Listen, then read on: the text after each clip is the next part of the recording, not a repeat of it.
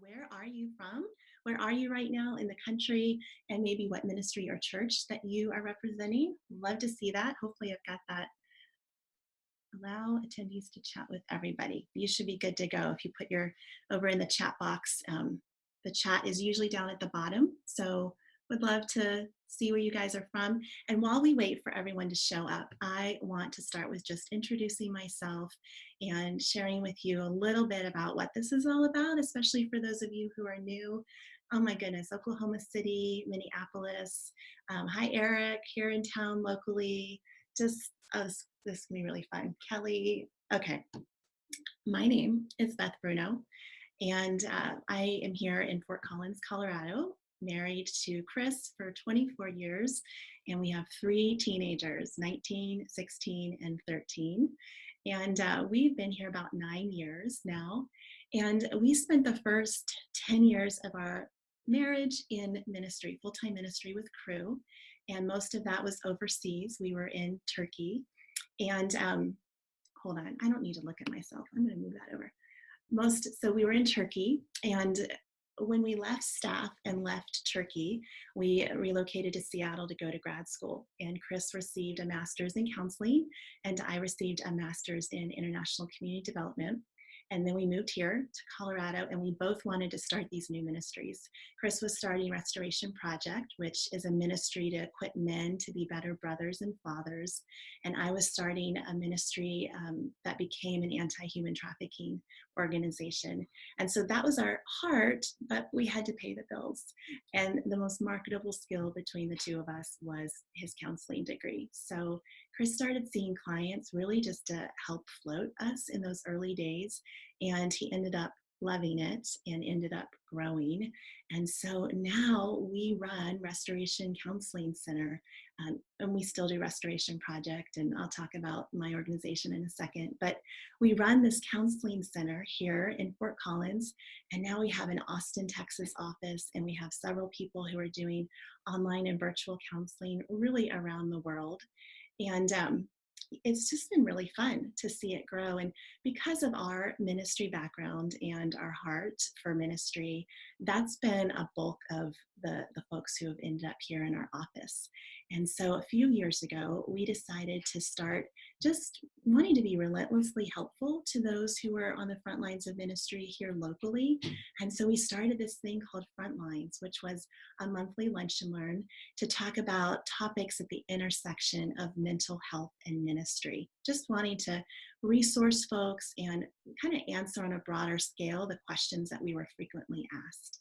And so we've done that for about 3 years, and word spread and requests to kind of come to different cities in the area grew. And we dabbled in that for a bit and just thought we don't have capacity for that.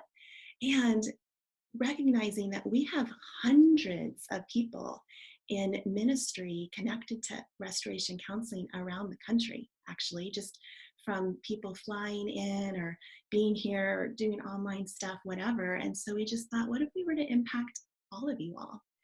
Because you are on the front lines. You are the bartenders of the church. You are the first responders of the Christian world. You know that.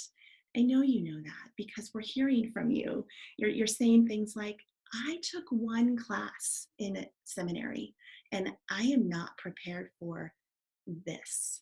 Or I attended one session at a conference and I am not prepared for this. We know that's how you're feeling. You're overwhelmed.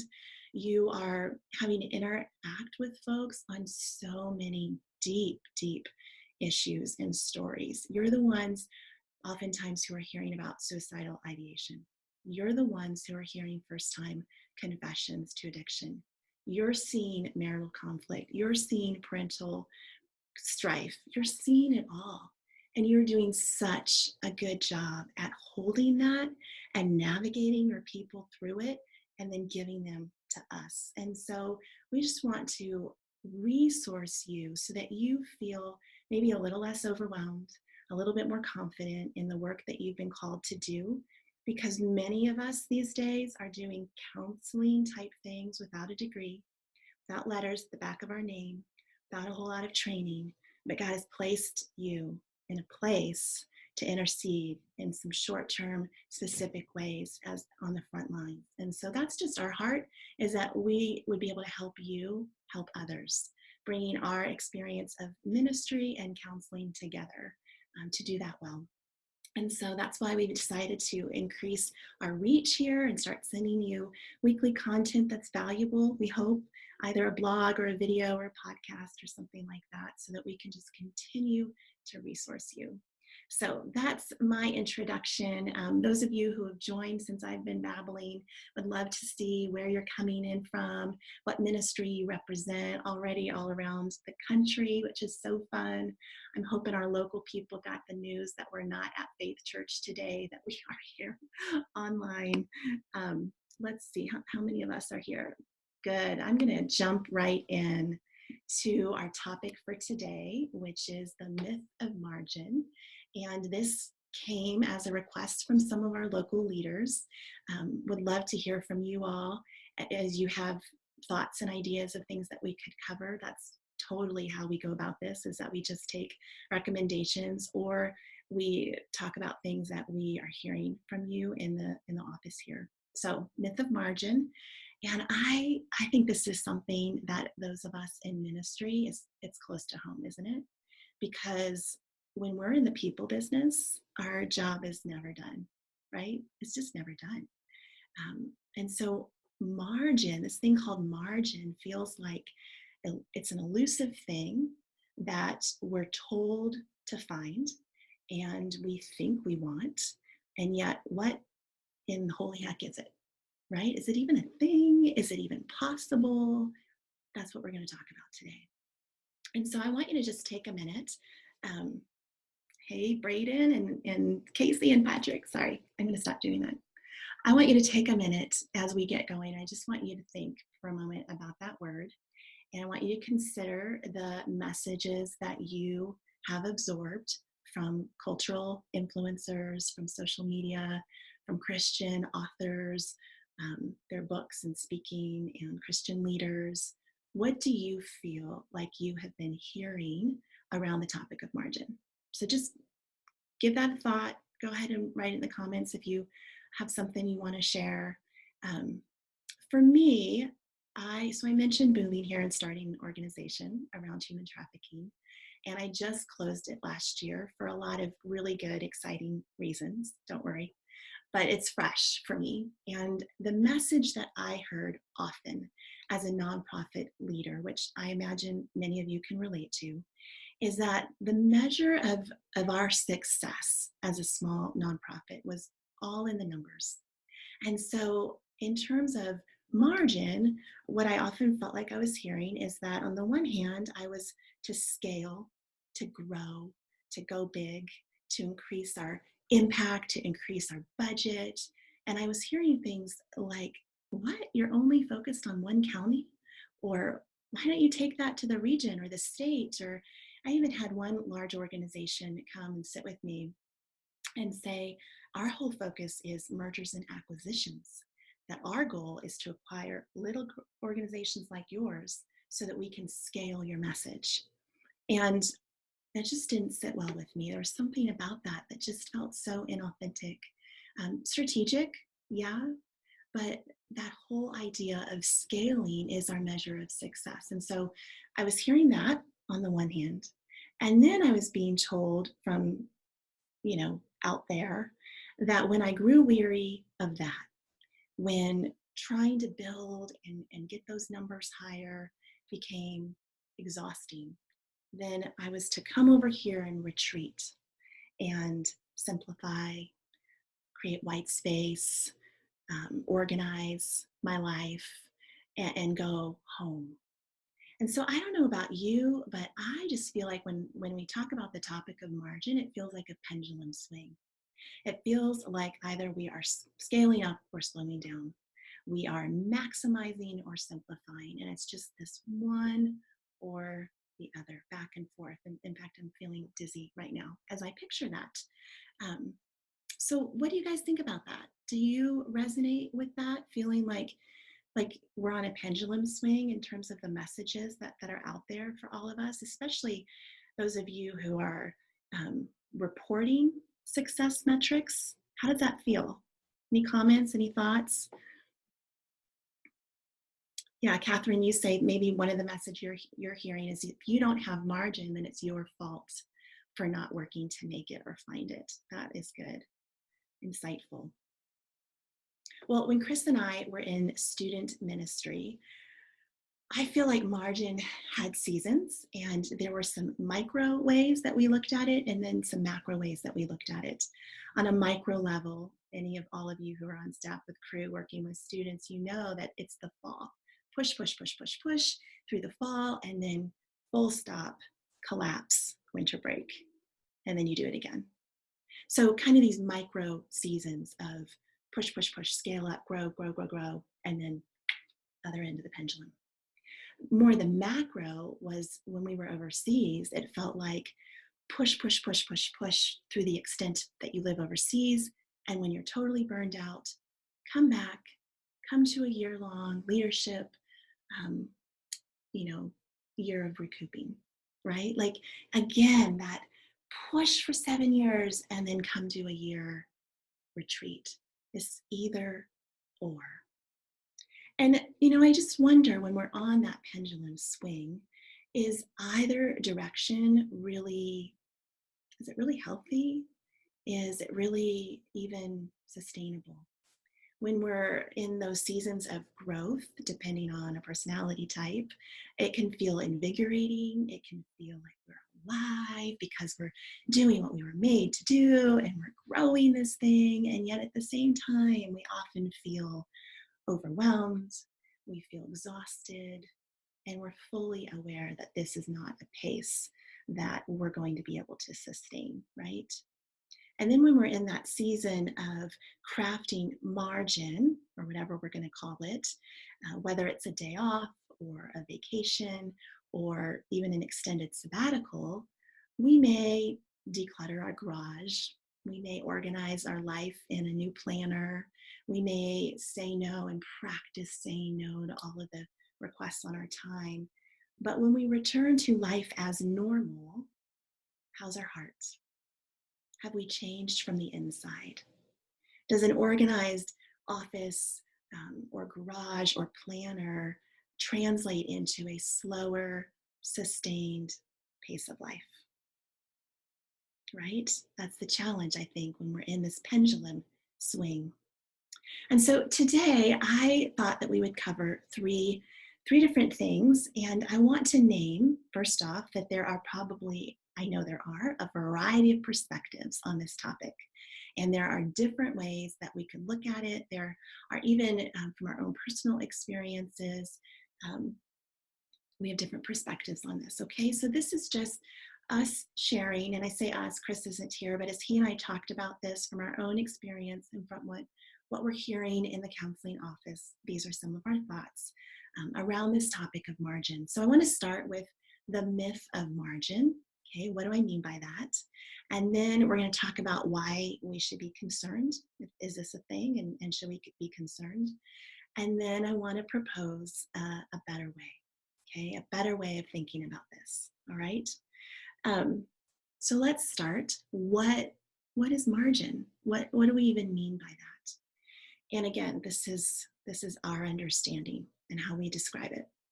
We think of margin as external free time and space to rest, to play, to think, to regroup. Okay, it's external, meaning it happens outside of our day or our routine, our obligations, the 9 to 5, whatever we're required to do. Margin, in the way that we've come to understand it, is outside of that.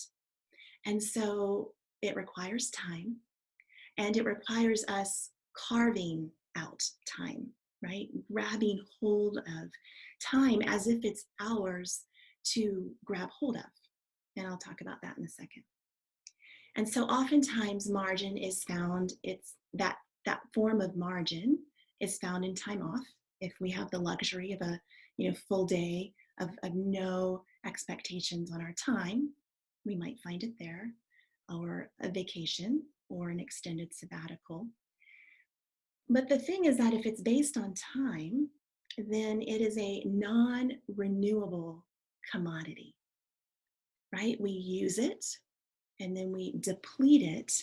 And as soon as it's over or done, we feel its lack. So, for example, we've been involved in ministry now for 22 years, and just this past spring took a mini sabbatical. We called it mini so that none of our teammates would hold that against us when we take a real sabbatical soon. But we could manage 4 weeks this past year, and we finally unplugged and went away for 4 weeks. And as you might imagine, it was wonderful. It took us 3 weeks just to really unwind.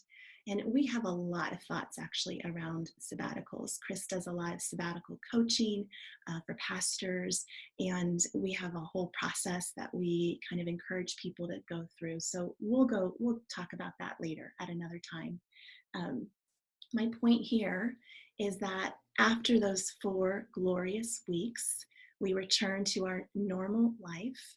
And within days of having team member demands and having all the normal obligations and all the routine of doing life, all the things, within days of being back, we literally looked at each other and said, did that really even happen? Like it already feels so distant. All of that refreshment and rejuvenation that we felt while we were there is gone. Because if we view that as real margin, it's a non-renewable commodity. And once we use it and deplete it, we feel its lack. All right. So another point in terms of what is margin in the way that we understand it is that all of this presumes privilege. It presumes that we are privileged to control and manage our time and that we have flexibility of time and resources. And I really want to kind of land here for a minute. Um, Here's a great example. On Tuesday of this week, I went to the gym, went to a class at the gym, and then I had lunch with a friend. And then I picked up my daughter early from school and I took her to the orthodontist. And we came home and I did a few things and called it a day. That created some margin for me in this way of understanding it, right? In a busy week, I took a day outside of the norm and I had some breathing room, some white space, if you will. But all of that was based on my privilege. The privilege that I don't work for a boss who requires me to be somewhere for certain hours. I had the flexibility of time to go to lunch and to pick up my daughter from school and to go to the gym. I had the financial resources to belong to a gym and to put braces on my kids' teeth, right? All of that is based on privilege, if that's our understanding of margin. And so if I were a single parent and I were getting up early to get all my kids to school, rushing out the door, getting to my job where I needed to be to provide for my family, and then rushing from work to pick up all the kids wherever they are, daycare, after school programming, and then taking them to whatever activity I'm committed to them being a part of, and then getting home at 8:30. Maybe we've eaten at fast food, maybe we're microwaving something at 8:30, and then I have to do laundry and pay the bills and do the dog, and then I'm crashing only to do the same thing the next day. How am I going to find margin? What part of any of that is ever going to change anytime soon, right? And so in this understanding of margin, we're basically saying this is not obtainable for all people. It's just not. It presumes the privilege of time and money. And so, based on all of that, is margin, therefore, something that we should strive for? Is it something achievable at all?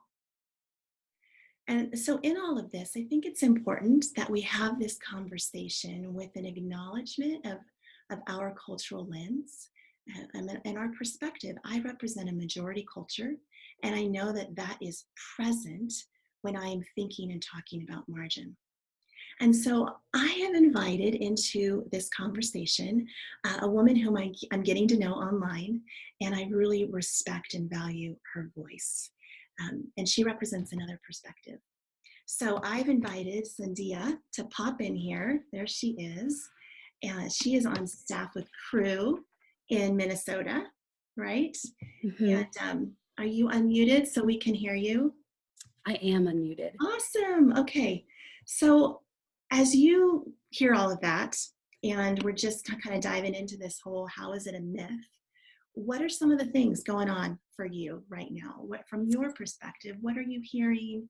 What are you thinking? Yeah, well, when I first was engaging with you online about this conversation, a couple thoughts came to my mind of could I invite my brothers and sisters of ethnic backgrounds to this conversation? And are they going to hear this through the same lens as my brothers and sisters who are white, westernized? And so I started thinking, and I actually jotted down some thoughts in response to some of the things that you've shared already of some of the myths of why someone from an ethnic minority background maybe can't approach margin the same way and has a difficult time approaching the idea of margin.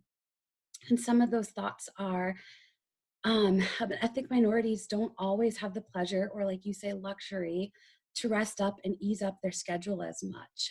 I think some of my brothers and sisters who are even in ministry don't have the extra free time because they're working extra hard. And that might be for various reasons. Some of them in and out of ministry are working not only to support themselves, but they're working extra hard to support their families as well. In the Latinx community, a few of my friends actually support both themselves and their families. And so that's more hours so that they can have a better paycheck and so that they can provide. And that's just a cultural norm in some areas. And so that's one of my thoughts. Another one is also ethnic minorities fight against stereotypes that people of color are lazy or are freeloaders. And Mm, so I think they also have to work extra hard. They don't always have a choice to be able to have a full day off to just have rest because of people's eyes, people watching them.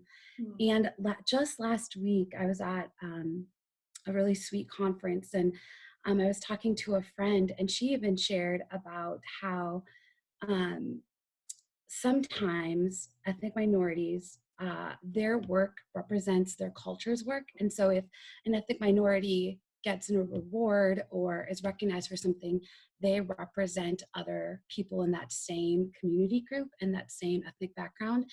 And so if they get the recognitions and they share that, wouldn't be wouldn't it be true for the opposite? If they're having a day off, does that represent, and people might not always know that they're having a day off because they've worked really hard that week, or it's been a hard month of ministry or a hard month of work, and therefore they're off, they're out shopping during the day, or they're doing whatever they are, they represent also the community from their skin color as well. mm, um, and then the last thing I thought through was, I think we pick up a lot of things from our families. And so when we watch, did our parents or other people in our family, did they do margin well? Did they take breaks? Did they take vacations? Did they take time away from work so that they could rest and relax and replenish? I don't always know that ethnic minorities get the pleasure or the luxury of seeing their parents not working their tails off so that they can support their family. And so they might not actually have the skills or the knowledge to be able to know what that looks like and how that's framed up for them either. mm. And so those are just a few tidbits of thoughts. Those are more than a few tidbits. That's really, really insightful. I'd love if any of you have questions, pop those into the sidebar here. Um, yes, those are, and again, right? Those are things that I wouldn't necessarily even think about, especially when you said everyone's, it's what they're Mhm. watching, and we have these stereotypes that a lot of ethnic leaders are constantly up against. And Mhm. yeah, and I think the majority culture doesn't always, we don't recognize that. Yeah. That's the lens through which we are viewing our brothers and sisters. Um, wow. So when you, and again, I'm asking you now to represent women of color, which isn't fair, but Mhm. from your perspective, with friends, with other um, ethnic leaders in ministry, when you hear margin, where do you bristle? I mean, are you thinking this is a luxury that we can't entertain, or this is a white person term? Do you know what I mean? How does it come across? Well, I will speak for me in this because I don't think I can speak for, because I mean, all my brothers and sisters who are on staff with this ministry, they all fall into a different spot. For me, I've been around mainly people who are white. And so I've watched what margin looks like to them. And that's how I've learned what rest looks like, Sabbath looks like. Um, and so I think I've been able to see that and adapt and pick up those skills and things of when it comes to margin. Um, but my heart has a compassion and a leaning in toward, I wonder about my brothers and sisters who haven't ex- this hasn't been a normal conversation on the table, and so I wonder if they feel more afraid of this topic or insecure about this topic. I Mm, would not say that's been my mm, personal experience. I think margin is good, but I also know that anything good can go bad as well. It can become an idol, or we can abuse it, or we can, yeah. And so I fall that margin is good, but we have to be careful as well. mhm. Okay, that's great. And I hope that where we end today will actually be, it'll feel like, oh, maybe that's the way I could talk about this Hmm. a little differently. So thank you for popping in here with us, Thank India. you. Thank Thank you for you. giving me space. Yes. Okay, so let's continue. I just think that's so important to recognize, and so thankful for her wisdom and insight. Um, so let's move on to the second thing I wanted to cover, and that is, so if margin, in the way that we've talked about it and understood it culturally, is not necessarily something that we should be striving for or is even attainable really for all, then like should we even be, what are we going for then, right? Because we all know we're going for something. We are overwhelmed and exhausted and weary, and we all agree we need some time away from that pace. So what is that, what is that, and why are we concerned, right? What are we concerned about in wanting people to have that? So, just from a counseling office perspective, we're concerned about a couple of different things. I just right off the top of the bat, my mind, I want to share that we're concerned with adrenal fatigue, which is when basically when you've got adrenaline pumping for a long period of time, you are depleting and wiping out your adrenal glands, and then you are feeling that physically in all sorts of ways. We're concerned about that. We're concerned about anxiety and depression becoming more augmented. So if you are already predisposed to either of those, and then you enter into a season of where there is no rest, then it's just going to inflame those already kind of predisposed things in your physique. So we're concerned about that. And then we're concerned about burnout. And I know we kind of throw burnout around flippantly, but it's a real thing, isn't it? Burnout actually is the psychological result of consistent over functioning. And it often kind of plays itself out in two different ways when it comes to people in ministry, at least from what we have seen. And I think you've probably seen this as well. The first is we have an individual who has maybe some unaddressed stories and wounds in their own life. And we add to that poor patterns of metabolizing pain and stress. And then we add to that loneliness and isolation, which we see is so commonly in the pastoral community. And we add to that burned out conditions. And oftentimes, what results are blowups, acting out, and hidden sin that becomes visible. And I think right now, probably some pretty big ministry leaders are coming to mind, and I'm assuming that that's exactly what happened for them. The second area that we often see with burnout and with people in ministry is that they have powered up and powered through for so long, and then they become chronically fatigued and a little withdrawn and unenthusiastic and cynical, even to where they begin to really do more harm than good on their team and in their ministry. And both of these situations typically result in sudden and complete ministry demise. It's pretty hard to come out of either of those situations. And so we're concerned about burnout, right? If margin is not what we're looking for, we are looking for something to address this pace of life that so many people in ministry are on. And those are some of the reasons why we're concerned. We're also concerned because um, many of us kind of get confused, or maybe it's not us confused, but it's our leaders and our supporters and our families are confused over the ways that we take time off. And as Sandia even alluded to, sometimes we don't even know how to take good time off, and what that even, we haven't had that modeled for us. And so I want to talk about 4 different ways that I think we muddle these, and this will be a blog that we put out next week in more detail. But the first, you're probably going to experience next week over Thanksgiving, and that's a visit. For those of you who are headed to family, you are not headed to vacation. Can I get an amen? You are not headed to vacation.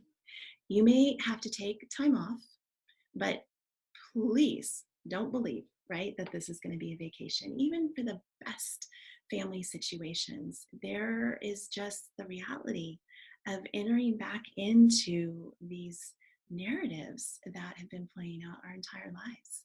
And we are conscripted to come back into a role that we play in our family. And that just takes work. It takes work if we are aware of it and we're healthy and we've worked through that and we want to be different. That still takes concentration. It takes work if we get sucked into it and we don't realize until midway through, and we're frustrated because here we are again reenacting the same patterns, right? It just, visits with extended family are visits. They may require travel, they may require financial investment, they may require time off, but they are not vacations. And so kind of changing our expectation and our language around that, we think is important.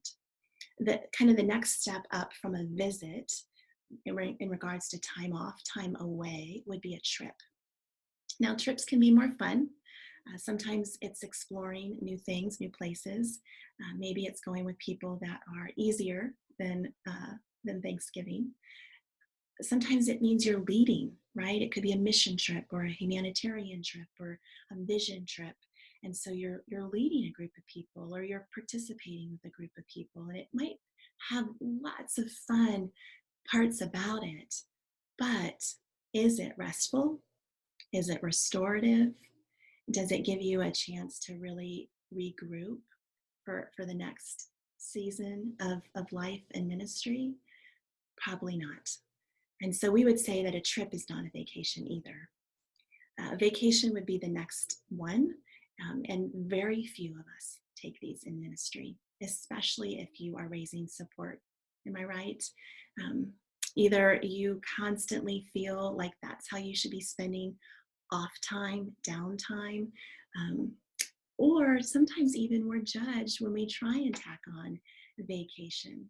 Um, we get this from my father-in-law all the time when he hears that we're going to be doing 5 days of a ministry thing, and then we're going to stay 2 extra days to enjoy the place that we're in, and he'll just scrutinize, oh well, how many of those days were vacation, how many of those were actual work? So oftentimes, even when we try to carve out a couple days that would be restorative, we receive judgment or scrutiny for it. Um, so vacations are often things that we don't do, and they take planning, they take finances, and so oftentimes they go by the wayside. Um, but vacations are vacating from life, like exiting life for a short temporary period of time so that we can focus on being restful and restorative. And so, what is that for you? What would that look like for you? Do you even know? I'm not sure I knew until recently what that would really mean for me to feel restful. And then there's sabbaticals, extended time away, full removal from life, from responsibility. And some organizations and churches are really good about this. After 6 or 7 years, they will make a plan for their pastor to leave and pay for it and provide the way to do that. Others you have to ask, some you have to beg. And so I think ministries are all across the board when it comes to sabbaticals. And again, we have lots of thoughts on how to take a good sabbatical. But the reason I bring this up here and why we're concerned is that too often we just muddle those things. And so even in our attempt to create what we imagine margin to be, um, first of all, it's a non-renewable commodity. So even once we take that time, as soon as we're back into normal life, it's gone, right? It's not sustainable. It's not life-giving in a sustaining way. But second of all, if we don't have the right expectations, then a lot of times that time off is not restorative. It's just a visit. So that's what I want, why I wanted to bring that up, especially in light of next week. So I'd like to propose another way of thinking about all of this. And I'm going to share my screen just here for a second. Um, and I want you to take a look at this pyramid and tell me what you think. I just talked about visits there at the top in terms of the smallest level of true nourishment and refreshment. And it goes down to sabbaticals, but there at the bottom, I've added that last largest component, and that's what I'd like to talk about as a proposal for a different way of thinking about this, and that is a rhythm. Rhythms are sustainable, and rhythms are the thing that is the most nourishing, um, the most life-giving, the most sustainable, and the one most available to us. You see me distracted because I've lost my comments here. Um, so I'm going to stop sharing. I will send this out though as there we go, as an image for you guys, a link I'll share later. Okay. Sorry, get rid of that. Here we go. I just want to be able to see if you guys have questions or comments. I want to see that. So let's talk about rhythms and why I think the concept of rhythm is so much better than margin. So unlike margin, which is something, again, outside of your day that you can claim or carve out that is based on privilege, rhythms are integrated into your day and they become a normal part of your routine. So unlike margin, which again is something that I think is probably a majority culture concept and a luxury, rhythms are unique to culture. So rhythms are not bound by socioeconomic status. Rhythms are not dependent on our commodity of time. I think of when we were in Turkey, the call to prayer 5 times a day was a rhythm that our Muslim brothers and sisters had. It just, even if they didn't make it to the mosque, even if they didn't do the prayer right where they were, it was a reminder of who they are and who their people are and who their God is. When Chris was studying at the Seattle school, they had, and I don't remember how many times a day, but they would have a bell chime. And most professors would pause no matter where they were in the lecture, and just give the students a chance to center themselves, reflect, pray, whatever anybody wanted. But it was a rhythm of the school to just note and pause throughout the day. Most of us have morning rituals that we could call a rhythm of our morning. We get up and grab our coffee or our tea. We have maybe a few moments with our kids or spouse. Maybe we have a few moments to pray or read scripture. Some of us take a few moments to exercise. And if we do those rhythms well, I imagine for those of you who are really disciplined and consistent in those things, you end up feeling more centered and more present to your day and to your emotions, to your spirituality, maybe mental clarity and physical body and health, right?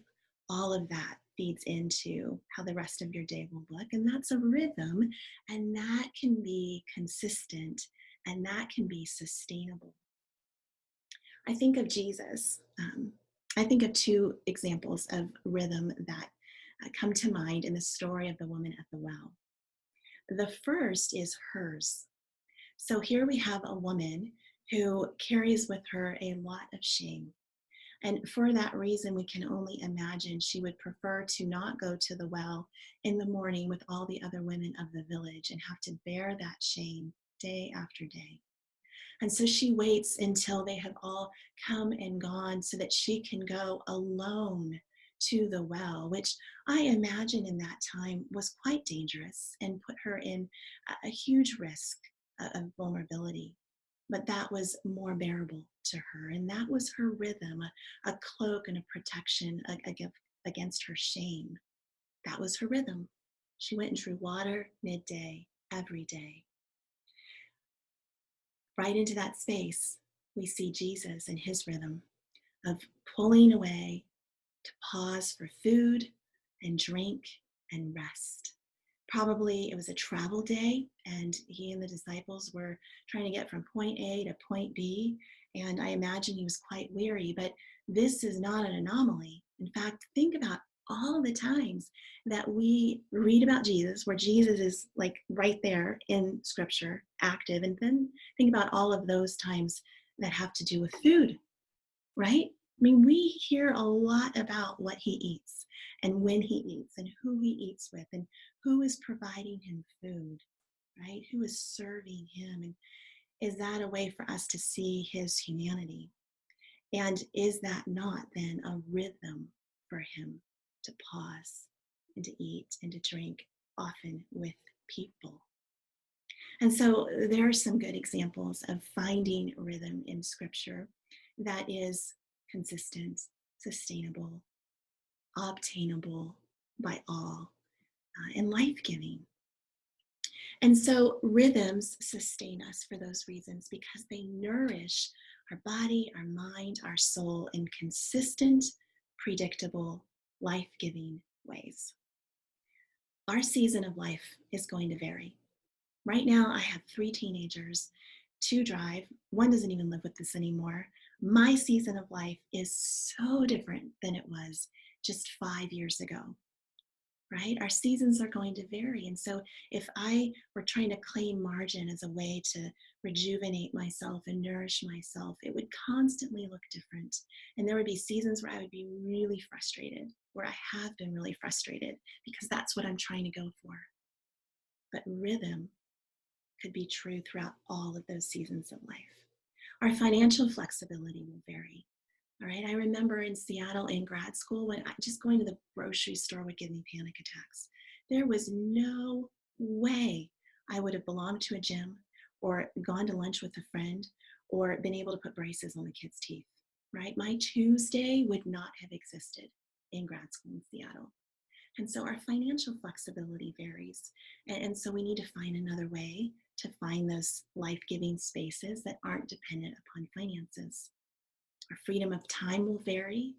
Um, Being an entrepreneur and a business owner affords me so much more time than when I was on staff with crew and we had a team accountability, supervisors, they had supervisors, their supervisors had supervisors, right?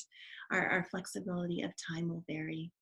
And the pressures of work and life and family are going to vary. What does not vary is our relationship and commitment to God and to ourselves. That does not vary. And that can be true, right, across ethnicities, across different socioeconomic realities. Like that is true because that is us and that is the Lord. And I think that is what we're going for, which is why we're trying to debunk the myth of margin as something that we shouldn't even be striving for. Instead, let's strive for a rhythm of life that is sustainable. And so I would like to pause here and just leave you with two questions and then would love to hear from you in the comments if you're still here. My first question to you is how do you need to start your day and how do you need to end your day? In that, whatever that day holds for you, however many conversations you're navigating and how much how many politics you're holding in your church leadership structure or whatever, you know what your day is. How do you need to start your day? And how do you need to end your day to create that kind of space and rhythm for you to live well? Okay, so that's my first question to leave you with. The second is at what point in your day do you feel most weary? Is it at the staff meeting? Is it in a discipleship appointment? When you're planning a sermon, writing curriculum? Think about that for a minute. And what rhythm could you institute in that to help you get you through that part of your job? Because I think those are often the things that end up weighing on us, that end up making us feel like, I just don't know how much longer I can do this, right? Because we've been operating in a particular area for a really long time that maybe isn't our greatest skill set and passion. But is there a way to extend the health and life in those tasks by attending to your soul in a nourishing way that will help you do that for longer and healthier? So what is that for you?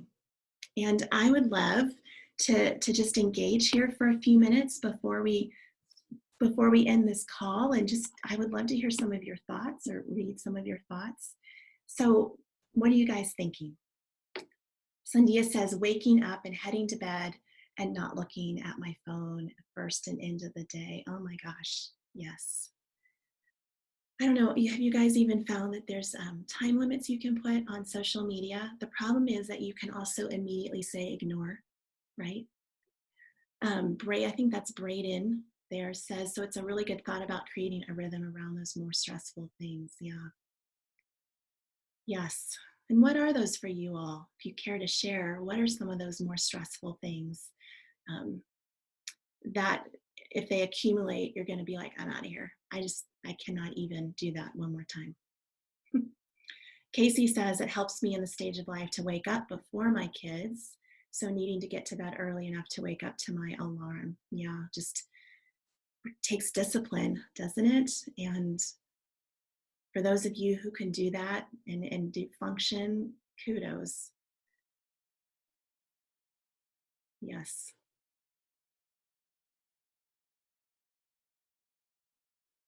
Have I been influenced by the book Common Rule? No, I've heard of it, but have not read it. Rob says, I have a discipline of a daily reading. Hashtag no Bible, no breakfast. Oh, before Facebook, email, and games. I don't know what you mean by games. I like that. Is Rob, is no Bible, no breakfast like a bigger thing that I'm not aware of, or is that cell phone games, cell phone games, or is that your hashtag specifically? I'm curious about that.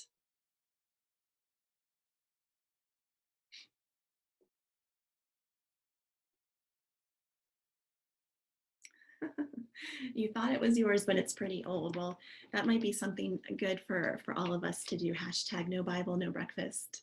I know there's lots of apps where I heard of one where you can't access anything on your phone until you've gone through and read whatever devotion is for the day. I don't know what that is, but it brings to mind a couple things I wanted to share with you all. Um, One is that in light of what, no Bible, no coffee, Braden, there's no way I could do that. No way. Um, Too far. You've gone too far. Sandia and I were talking about just the reality of our ethnic brothers and sisters, maybe having not had modeled vacation or sabbatical or not having the luxury to do so. And I have come across two incredible women in Chicago, Rashida Graham Washington and Caitlin Perez. And Caitlin's white, Rashida is African American, and they have formed a friendship. And out of that friendship, they have formed something called Sweet Rest. And what they do is that they curate monthly newsletters aimed at white women, or I guess just white people. It feels like it's white women. And it's just lots of cultural things to think about, like kind of the perspective that Sandia got on and shared with us. This is in their newsletter monthly, and you pay to subscribe $10 a month. And that goes to a bucket for our women of color leaders to take sabbaticals. And so I love that. And if you are interested in supporting that, it's Sweet Rest, Rashida Graham Washington and Caitlin Perez out of Chicago. Another book, hold on.